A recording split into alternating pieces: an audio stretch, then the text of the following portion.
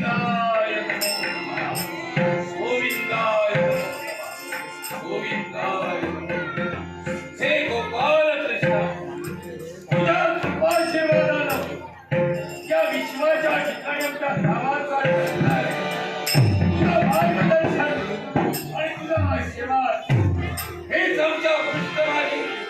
अभेद्य कवचाच्या आशीर्वादाचं आणि याच आशीर्वादाच्या योगे करून पांडव्या विश्वाच्या ठिकाणी दिग्विजयाच्या प्राप्तीला प्राप्त ठरले नव्हे तर महाभारती युद्धाचे विजेते झाले ते फक्त तुझ्या आशीर्वादाचं स्त्रीच्या अग्रभागावर राहणाऱ्या मुलीचा कंठिका या पांडवाला मिळाला नाही हे सगळं सुयोधनाच्या मुखातील आणि याच भगवेला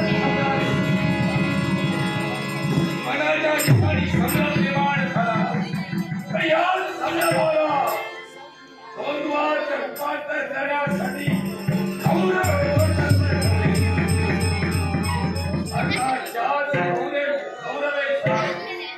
या पांडवाला देवी जाण्यासाठी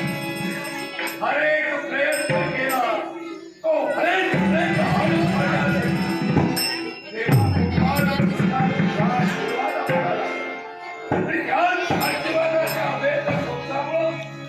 आम्ही या विश्वाच्या ठिकाणी कार्यरत राहिलो त्याच्या चित्रापर्यंत पोहोचलो अजूनही तो भयानक प्रसंग आठवतो अजूनही ते मर्मवेदक शब्द आमच्या मनाच्या ठिकाणी आमच्या अंतरंगाच्या ठिकाणी पोहोचल्यासारखे आम्हाला वाटलं असतं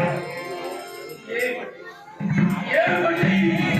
ऐक समाजा म्हटली हे दुर्योधनाच्या मुखातील शब्द हरलेल्या पूजा समेत माझ्या पांचालीच्या बाबतीत दुर्योधनाच्या मुखातून निघणारे शब्द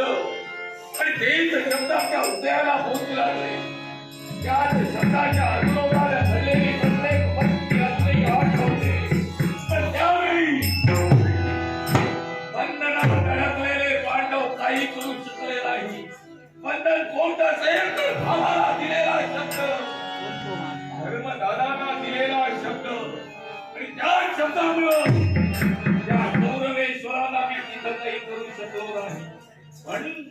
त्या कौरवांच्या बाबतीत मी केलेली प्रत्येक प्रतिज्ञा रणांगणाच्या ठिकाणी सत्य केली तो दहा पंच पांडवातील द्वितीय पांडव म्हणजे गणाधर भीम मी माझा प्रत्येक शब्द सत्य केला